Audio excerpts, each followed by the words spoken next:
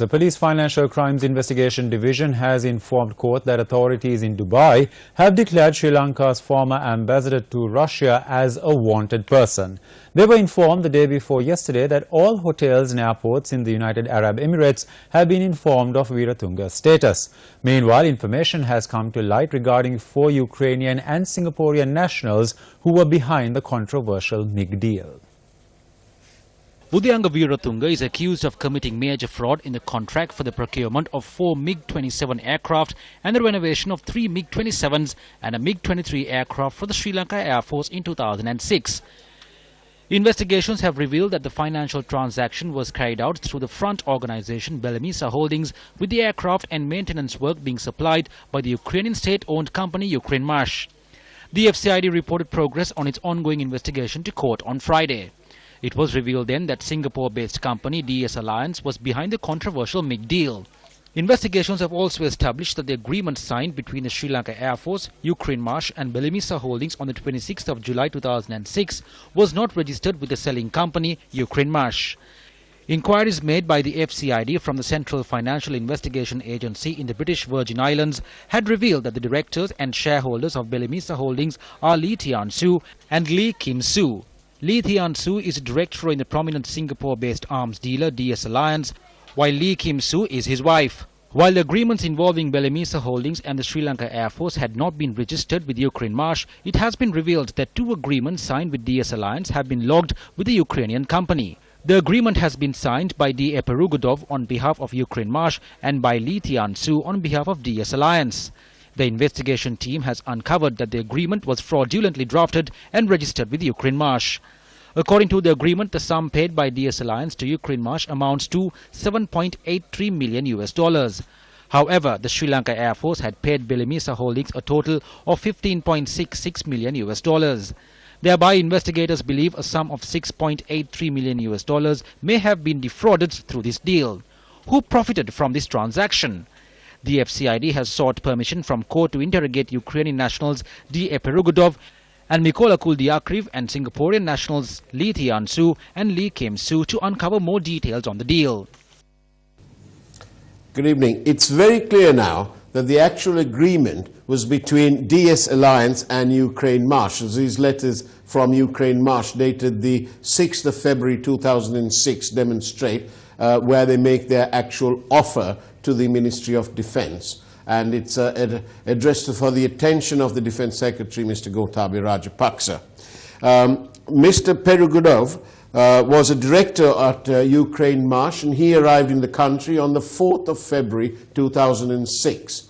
And he left the country on the 9th of February 2006. T.S. Lee was another person who was here in Sri Lanka during that time. He arrived on the 8th of February 2006, and he left the country on the 9th of February 2006. Udayanga Weeratunga, the former, at the time, the ambassador of Sri Lanka to Russia, he arrived in the country on the 4th of February 2006 and left the country on the 17th of February 2006. We should tell you and bring to your attention, of course, that the letter from Ukrainmash to the Sri Lanka Ministry of Defense is dated the 6th of February. It obviously happened during this time.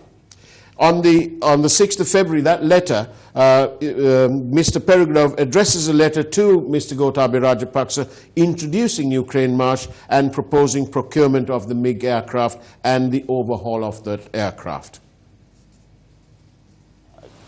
Cabinet? I was only a member of a cabinet-approved tender board. Who was the chairman? Ask the other members too. They are not being questioned at all. Furthermore, there was also a cabinet-approved negotiating committee for this. Now, Belemisa Holdings was exposed as a front company by the founding editor of the Sunday Leader newspaper, Lasanta Wickrematunge. When it was exposed at the time, Mr. Rajapaksa went to court for libel against the Sunday Leader newspaper. Mr. Rajapaksa obtained at the time a stay order against the newspaper. During those proceedings, Mr. Rajapaksa always maintained that they had acted, the Ministry of Defense had acted as per the contract.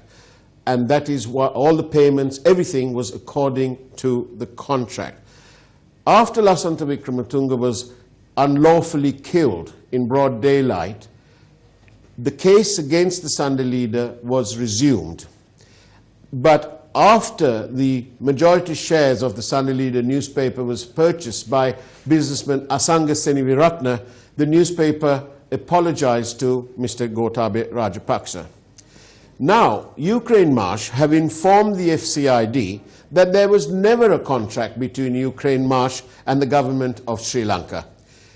This is why a robust investigation is required as to how an apparently fly-by-night company using an accommodation service address and who apparently played no role in the purchasing process, who then suddenly made an appearance and were paid $15 million by the government of Sri Lanka for the MiG aircraft, which of course arrived. However, there are several other questions too.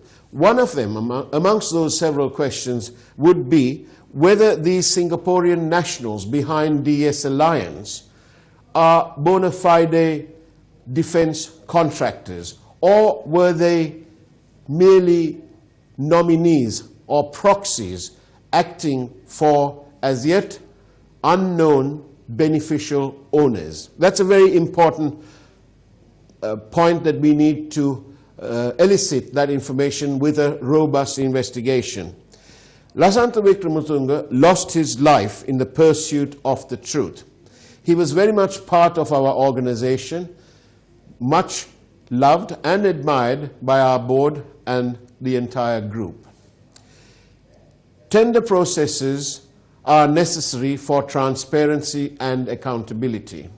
In this case, it was an unsolicited bid, which is perhaps why there is some gray area to do with transparency and accountability, which is again why we need a robust investigation to be carried out. Because not only do we owe it to Lasantha Wickrematunge, but we owe it to the tens of thousands of people who lost their lives in the pursuit of peace and in the pursuit of the notion, one nation, one country.